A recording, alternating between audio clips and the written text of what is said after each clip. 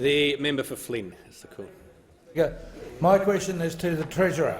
Will the Treasurer outline to the House how the Morrison-McCormick government is supporting farmers in rural communities who are doing it tough in these drought conditions?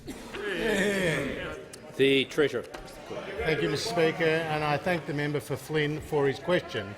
And he comes from the great state of Queensland, which sees 2/3 of that state impacted by drought, and in New South Wales, 95% of that state is impacted by drought. Now, Mr Speaker, we've had droughts before. With a Federation drought, we had a significant drought during the Second World War, and we had the Millennium Drought in the 2000s. But I had this privilege to go with the member for Maranoa to Inverell in the member for New England's seat, as well as Stanthorpe, and in Warwick in the member for Maranoa seat. And when you meet with the farmers and with the families who are affected by this drought, they tell you that this is the worst drought in living memory, Mr Speaker. And that is why this government is standing by them. In fact, we met Dino in Stanthorpe, who is an apple orchardist who has to truck in 100 loads of water each week at a cost of around $40,000 and has had to pull 10,000 trees out of the ground just to keep the sustainability of his orchard, Mr Speaker. And so the support that we are providing the drought-stricken areas are in three parts, as the Prime Minister outlined. Firstly, it's the direct income support, the farm household allowance, Mr Speaker, which we have lifted and also reduced significantly the red tape burden.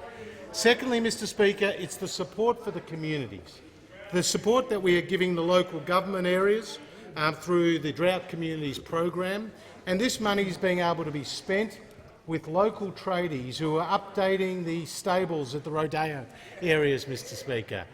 Whether it's upgrading the cricketing pavilion, or we heard one story where they put around a fence to prevent the kangaroos coming onto the airport. Yep. All of this is just creating jobs in an area which is doing it really tough. We've also put more money into financial counsellors to provide the support to people who need it, as well as mental health support, which is critical at this time.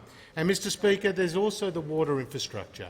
The water infrastructure, we're going to have a $5 billion future drought fund, which will be providing $100 million a year from mid-next year, and most recently the announcement by the Prime Minister, with the Premier of New South Wales and the Deputy Prime Minister and the Leader of the National Party in New South Wales, a joint commitment to $1 billion on water infrastructure to help ensure the future viability of these communities.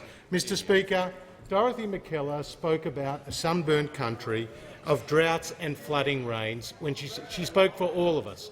But what we need to do is continue to provide the support to the people who need it most, and that is in the drought-stricken communities across our great country.